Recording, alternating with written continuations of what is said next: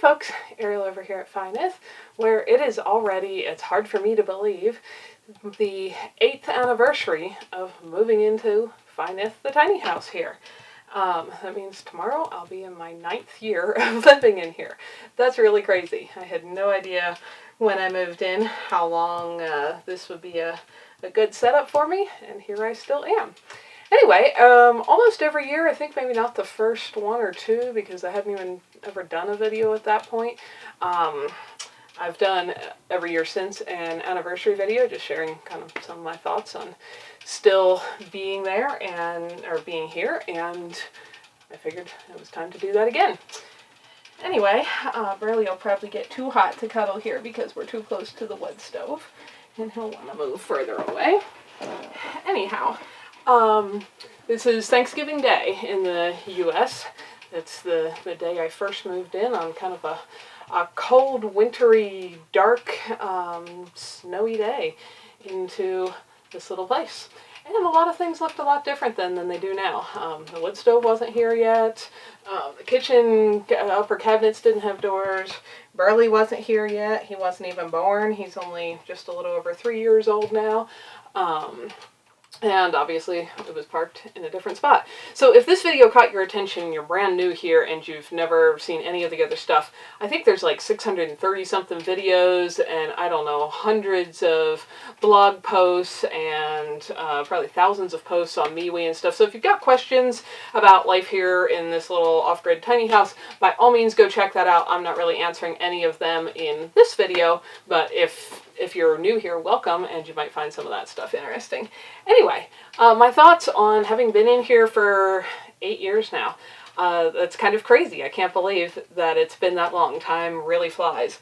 It has also worked out really well. I want to do a video as soon as I have time on some of the financial aspects of how that's worked out specifically financially. That is something I've covered in the past, but I think the last one I did was quite a few years ago, and it was before it actually finished fully paying off the house.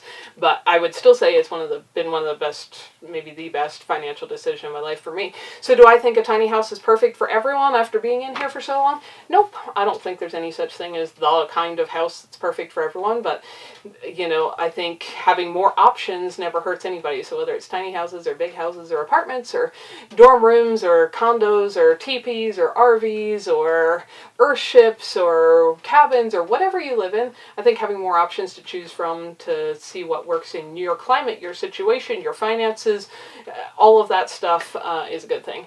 And it's been a very good thing for me. I don't need that fan to blow right on me because it is too hot to sit beside here. It's actually more difficult to film indoors in this place because we get so much more sun in all the windows. It makes all kinds of harsh lighting inside, and so it's actually more difficult than when I lived in the clearing where the trees blocked most of the sun most of the year, and that actually was better for filming. Anyway, it's been wonderful. I don't know how much longer I'll be in the tiny house full time. That's something I actually never knew.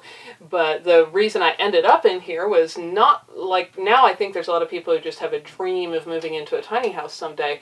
That wasn't actually how this started out for me. If you're not familiar with any of the backstory, the quick rundown is my good friend Beth, who you've probably seen in backpacking videos and stuff like that. She and I have been roommates for many, many years, and the house we were renting at that time got sold by its owners. They were moving out of the area, and every rent had just gone up like crazy, and there was nothing else we could afford to rent at the time that we could find that was, I won't even talk about the condition of the rentals. There really wasn't anything that wasn't more than 100% of our income. And that obviously doesn't work. So we both started looking at other options. She ended up moving in with some other young ladies and to just a bedroom in another house. And I decided, you know, I was trying to weigh, do I move out of the area? Do I start a whole new life, find a new job, make new friends and stuff in a new place? Which I could do. I did that when I moved to Wyoming.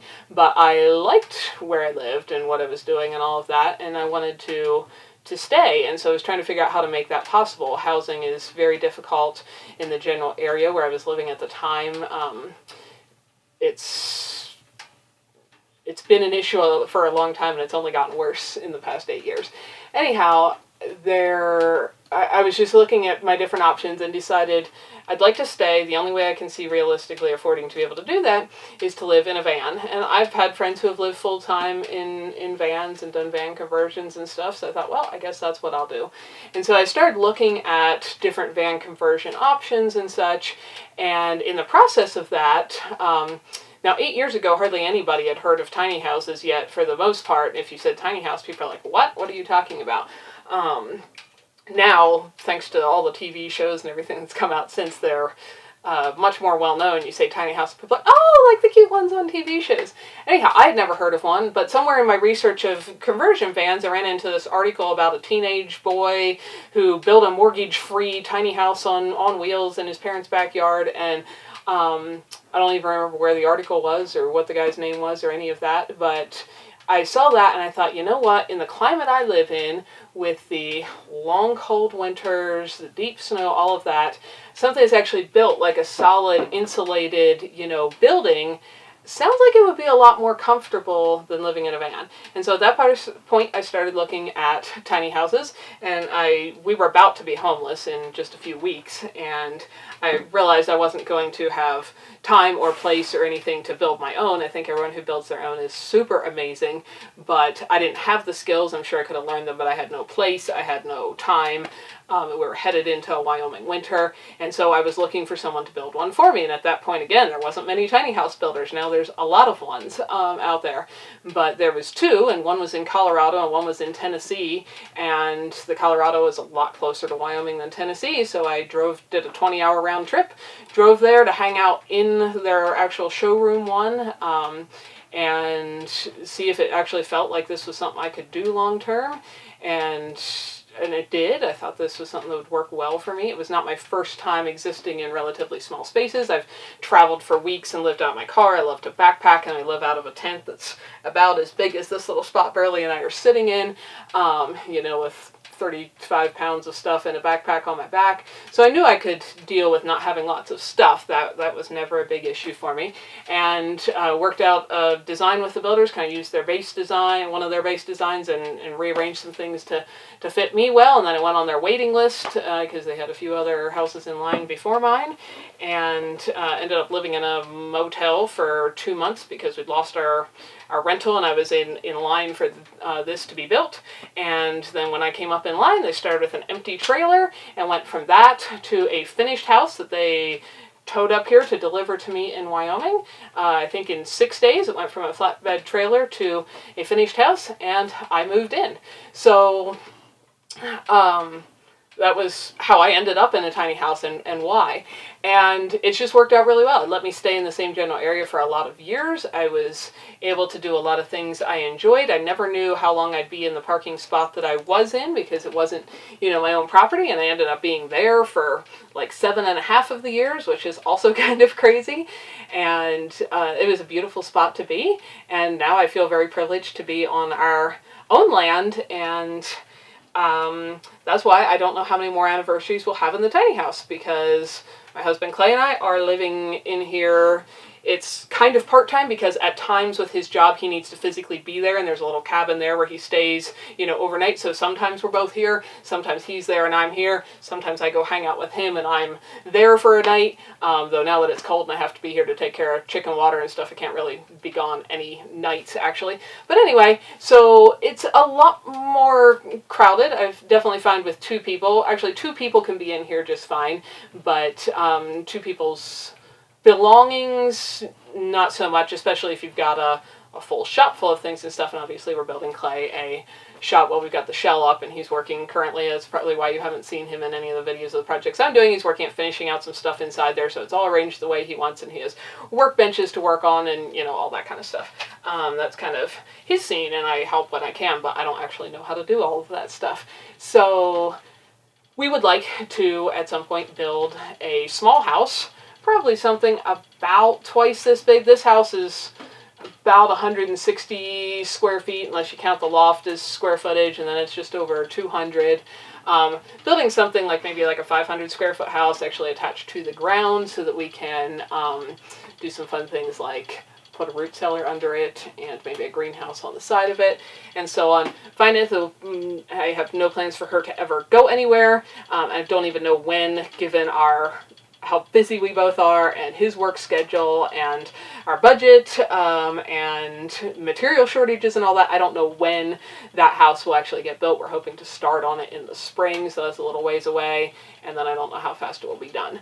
But at some point, we'll probably move into there and actually have a little more space together, which will be lovely with two people. But in the meantime, this is where we're at, and it works, and it's warm and cozy, and there's definitely a huge benefit if you already own a house on wheels, and then you buy a property, whether you're just moving or buying your own little chunk of bare land for the first time, or whatever, to being able to roll your house in and just park and start living in it instantly like we did this spring.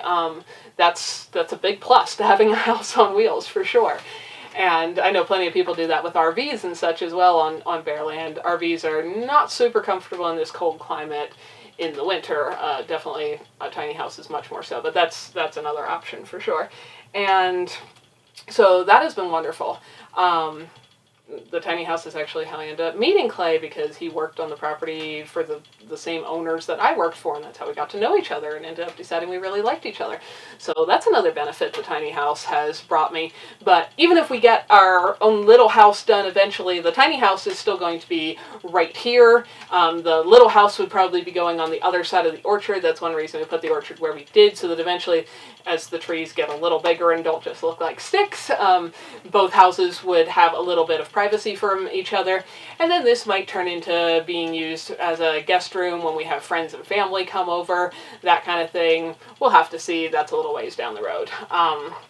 But anyhow, this is where we are for now, and it's truly been a wonderful lot of years that I have spent in here, and I have no regrets at all about that. The couple things that would be nicer to have, like a root cellar and such, that you can't really build a root cellar underground on wheels. Definitely not as far underground as you need to go to get below frost line in this kind of country, but it's been amazing, and I have loved all of the time I have spent in here, and I would guess I'm going to be in here for another year. So you might get a 9th anniversary rolling into year 10 before we're not in here. So don't get me wrong, that's not happening tomorrow. But I never knew how long I would stay in here. And that goes back to my point of it's great to have it as another option, because it doesn't work out great for everybody in every situation, but for me in my situation and other people I know in other situations, it's really been a wonderful thing that has made a lot of other things in life possible. And so whether you ever want to live in a tiny house or off-grid or surrounded by snowy mountains or any of those things, which maybe you don't care about any of them, I still think the biggest thing that I have valued about this, and that I try to encourage other people, is to think about what you really want in life and what is important. If you were, on your deathbed, what are you going to look back and say, I wish I had, or I wish I would have done this, or so on? Because I do get a lot of messages from folks who are older than me who say, I wish I whatever, and that's a little bit sad to me, especially when they're ones who just say, well, I didn't know I could, because everyone just, went to school, went to college, got a corporate job, worked till they were 65, and then retired, and then said, oh, I'm too old to do any of the things I care about now. And that's kind of sad. There are definitely trade-offs to this kind of lifestyle, not even specific necessarily to the tiny house, but to being off-grid. It is a lot of work. I split a lot of firewood, and that's something I still do a lot of. I enjoy it. I carried water for years. Now it's a little easier. I can actually, fill up. I don't have to go to another property to pick up water out of a well. I can fill up from our gravity-fed spring water hydrant down there that you saw the other day. I was getting chicken water out of. That's the same water we drink here. I still have to actually manually fill the tank. It's still not automatically connected to anything, but it's a lot easier, because as long as I get it drained and dry, I'm going to see how far through the winter I can do that. I might have to go back to hauling it in jugs by hand, but if I get the hose really dry every time and put away, then I can, for now I've been able to use a hose to fill it, which is just a little handier.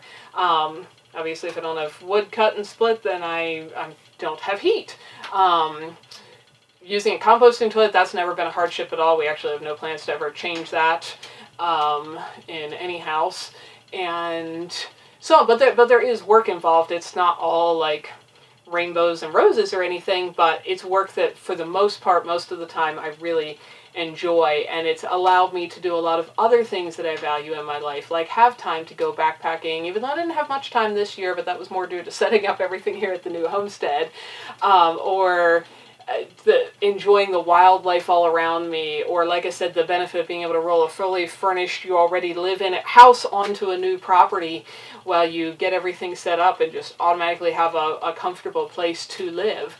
And so it's allowed me to not spend a lot of time and energy, other than those first few years when I was getting it all paid off, when I worked day and night at like 4 jobs at a time.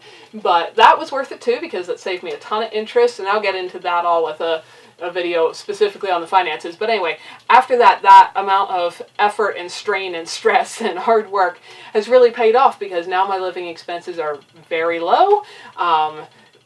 Neither Clay or I make a ton of money, and we've been able to just budget carefully, reuse things, do a lot of secondhand things, a lot of scavenging for free unwanted materials, even as we set up things here, and then, you know, have the cash for sometimes when there's something you have to go buy new, like a whole box of screws or whatever, we can do that too. And, you know, keep our expenses low. We're continuing to work to produce as much food as possible on this property. I still have a lot of opportunities in the woods and mountains around here to go foraging for wild foods, which again, I got a little too busy with everything this summer to be able to do nearly as much as I wanted. Hopefully we'll be back to more of that next summer.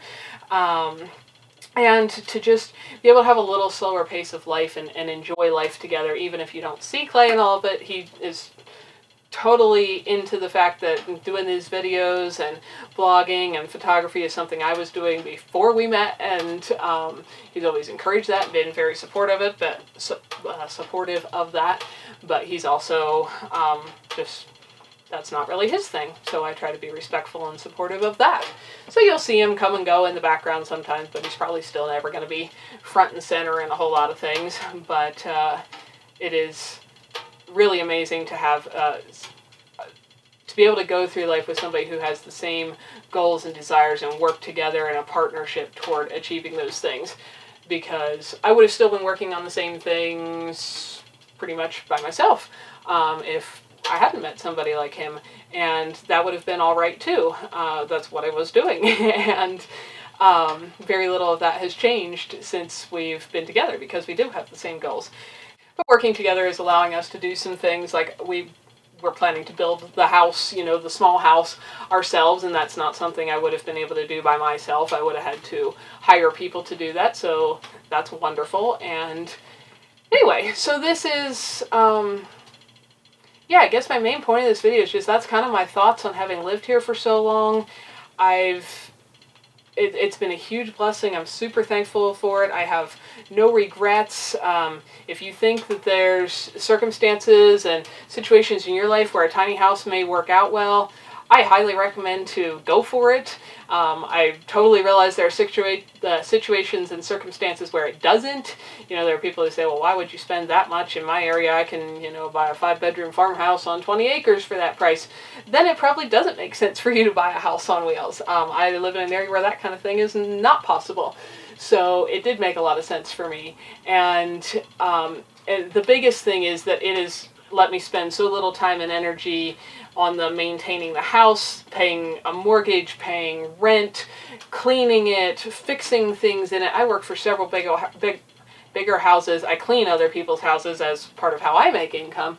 And there's just a lot of maintenance when you have a lot more space and a lot more stuff in it. And I don't, that doesn't make me jealous at all. It makes me so thankful that I have so little of that I can spend very little time on that and have a lot of time for the things I value more, like getting to share skills with you guys, garden, go for hikes, photograph wildlife, or our tame life now.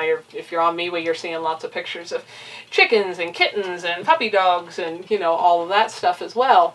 And to just be able to have a pace of life that it just suits what I enjoy, and that's not everybody's things. But yes, I have to split wood and bring it inside, or I will freeze to death.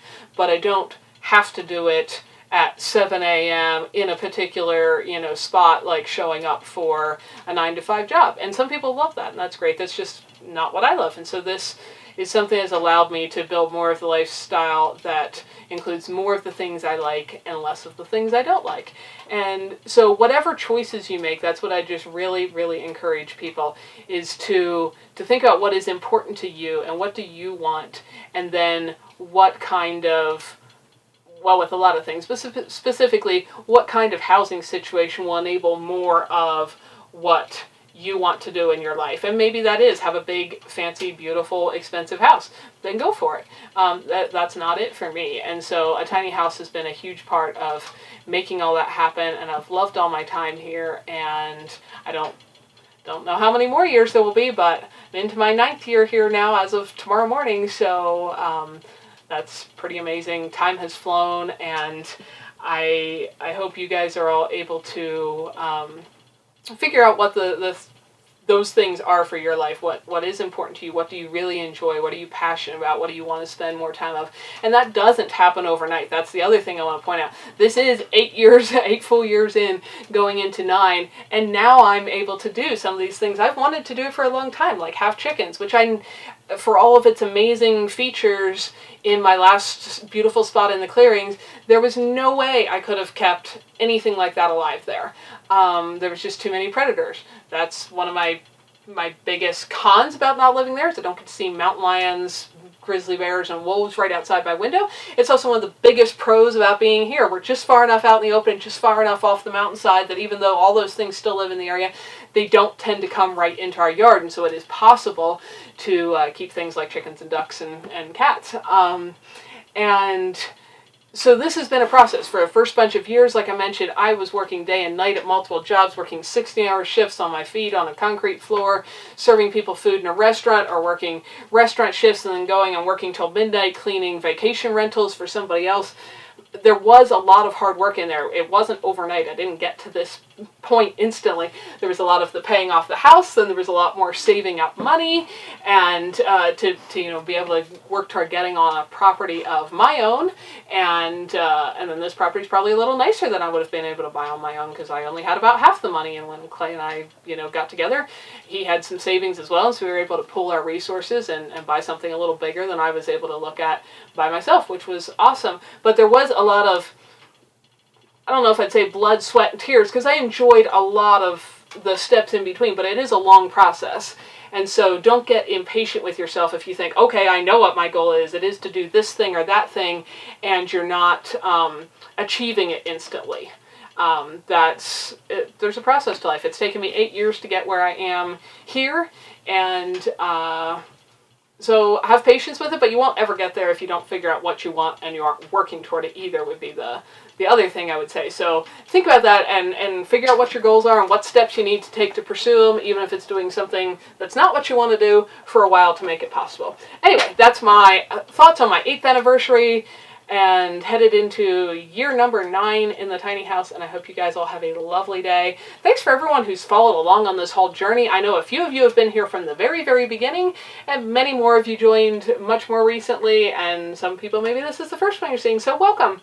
And it's lovely to have you here, and I hope you enjoy learning from our ups and downs. Have a great day. Over here at Fineth, thank you so much for watching these videos and spending some of your very valuable time choosing to do that. We hope you found something that was useful, educational, helpful, maybe save someone else some time and trouble, or just something just plain beautiful. If you don't want to miss any videos, subscribe and hit the bell. And thanks for coming along on our journey as we build a new little homestead with our tiny house and everything to come.